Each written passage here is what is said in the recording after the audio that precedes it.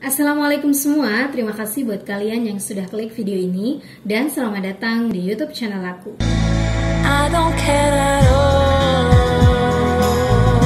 Di video kali ini aku mau sharing tentang promil yang beberapa bulan ini aku coba jalani. Sebenarnya bukan beberapa bulan juga sih, aku baru jalanin ini sekitar 2 bulan. Jadi aku dan suami udah menikah kurang lebih 8 mau jalan ke 9 bulan.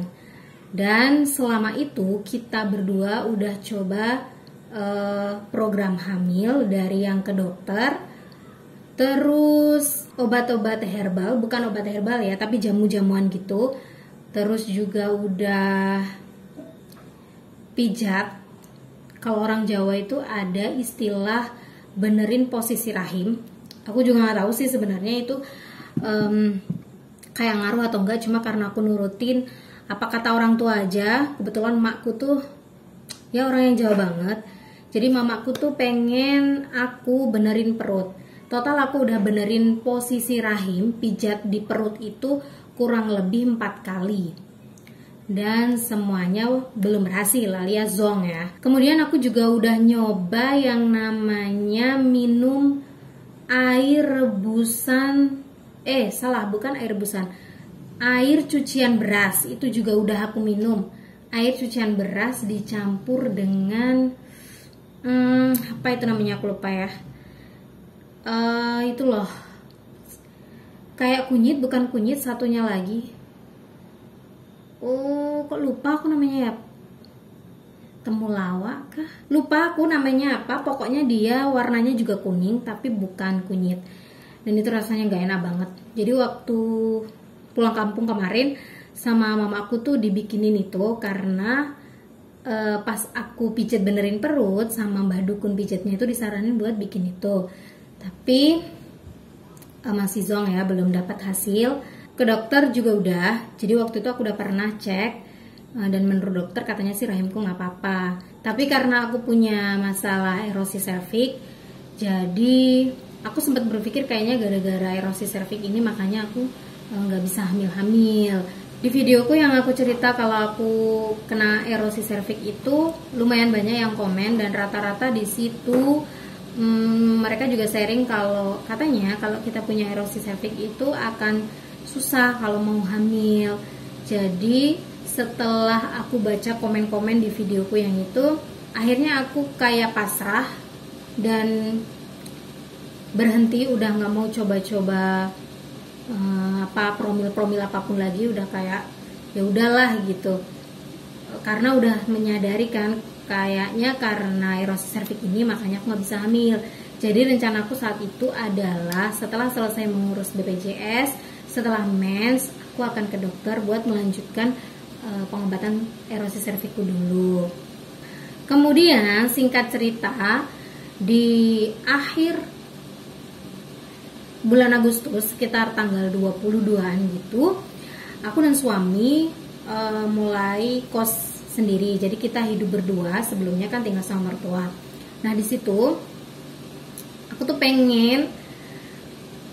pengen coba jalani hidup sehat, karena selama ini aku tuh orangnya ngawur gitu, makan apapun itu pokoknya enak, pokoknya aku suka, ya udah masuk aja ke semua, masuk aja ke badanku. Jadi mulai dari yang goreng-gorengan, lemak-lemak, santan-santan, apapun itu pokoknya yang aku suka aku makan. Nah nggak tahu itu ada ilham dari mana, tiba-tiba aku pengen hidup sehat. Jadi aku mencoba untuk mengurangi minyak ya. Jadi dari minyak goreng itu, minyak sawit itu aku ganti pakai minyak kelapa. Terus kadang aku kalau tumis-tumis juga cuman pakai margarin. Terus mengurangi pakai penyedap-penyedap juga, banyak makan sayur, buah, dan juga aku bikin itu infused water. Kadang itu aku selang-seling sih. Kadang aku bikin infused water dari lemon, daun mint, kadang strawberry, daun mint, kadang semangka, kadang juga aku ganti dengan rempah-rempah kayak gitu. Terus tiba-tiba ada seseorang, terus tiba-tiba ada seseorang yang komen di videoku yang erosi serviks itu, dan berlanjut dia DM aku, dan dari situ, namanya Mbak Inggit. Hai Mbak Inggit. Jadi Mbak Inggit itu di situ cerita kalau dia saat ini sedang hamil 4 bulan dan dia juga terkena erosi serviks. Dan saat itu aku kayak mikir, oh ternyata bisa meskipun kita erosi serviks hamil. Nah di situ Mbak Inggit cerita kalau emang dia itu taunya kalau dia kena erosi serviks itu setelah hamil saat melakukan pemeriksaan ke bidan. Nah di situ dia juga cerita kalau dia itu pakai promil dari JSR yang detok rahim, dan aku dikasih tahu resepnya apa aja. Jadi resepnya itu adalah kayu manis, jahe, ketumbar, kapulaga, dan madu. Jadi 5 bahan itu yang dipakai Mbak Inggit sampai akhirnya alhamdulillah bisa hamil. Aku sebenarnya sempat mikir sih mau coba atau ini apa berobat dulu, soalnya katanya kalau kita erosi serviks dan hamil itu beresiko. Setelah dengar ceritanya Mbak Inggit, ada harapan dong, jadi pengen hamil lagi. Dan ternyata suamiku juga beli kurma muda dan juga zuriat tanpa sepengetahuanku. Jadi akhirnya aku konsumsilah 2 promil itu. Yang pertama makan kurma muda dan juga zuriat. Jadi kurma muda itu aku makan setiap hari, bangun tidur mau tidur. Terus zuriatnya itu direbus. Itu biasanya 1 zuriat itu bisa aku pakai sampai 3 kali rebus. Pokoknya direbus sampai udah nggak ada warna dan rasa zuriat baru dibuang. Di bulan September itu aku mens maju 5 hari. Dari yang biasanya tanggal 23, tiba-tiba saat itu aku mens tanggal 18. Udah habis itu aku mens seperti biasa 11 hari, dan setelah itu aku kembali mengkonsumsi itu kurma muda dan juga zuriat sama minum detok rahim yang dikasih resep oleh Mbak Inggit. Itu aku rutin minum sampai akhirnya di bulan Oktober tanggal 18 aku nggak mens. Tapi di situ aku nggak ada mikir kalau aku hamil, karena aku pikir, oh mungkin saja ini mensku mau balik ke siklus semula, yaitu tanggal 23. Aku tungguin, dan saat itu emang rasa badanku itu udah mirip kayak orang mau mens. Jadi aku bilang ke suami, tunggu aku mens, abis mens awal-awal November kita ke dokter ya buat lanjutin pengobatan erosi serviks. Aku bilang gitu ke suamiku. Kita tungguin tanggal 23, ternyata nggak mens. 24 nggak mens, 25 seterusnya nggak mens, tapi tetap aku nggak ada mikir kalau aku hamil, karena mungkin aja memang error apa gimana, soalnya kan aku ada masalah di erosi serviks itu loh, jadi aku nggak berpikir kalau aku hamil. Nah kemudian seminggu 2 minggu ternyata aku tetap nggak mens kan. Disaraninlah sama saudaraku buat tes pack. Kemudian aku coba tanya ke suami, gimana kalau kita tes pack? Kok aku udah 2 minggu nih nggak mens. Tapi suamiku kekeh nggak mau, nggak usah tes pack. Secara dia sebenarnya udah agak trauma ya. Sebelum-sebelumnya kita itu selalu stok tes pack, dan biarpun aku nggak telat, kadang aku suka tak tes ya siapa tahu hamil kan gitu. Tapi kan ternyata selalu ya cuman garis 1.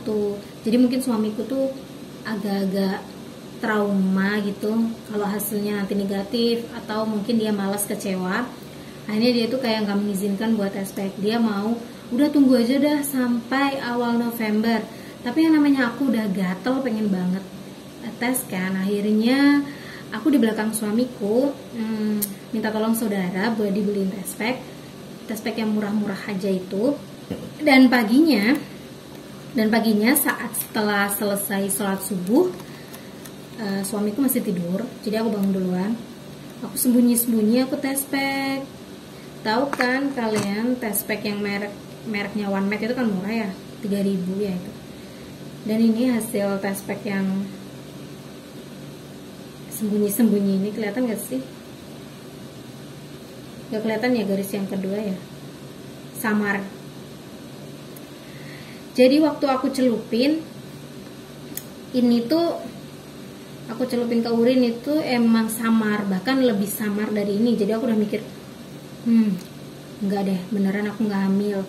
Dan saat itu aku udah takut, ini kenapa aku udah 2 minggu nggak mens, terus aku tes pack nggak hamil, apa aku menopause? Udah sempet mikir gitu, saking aku takutnya.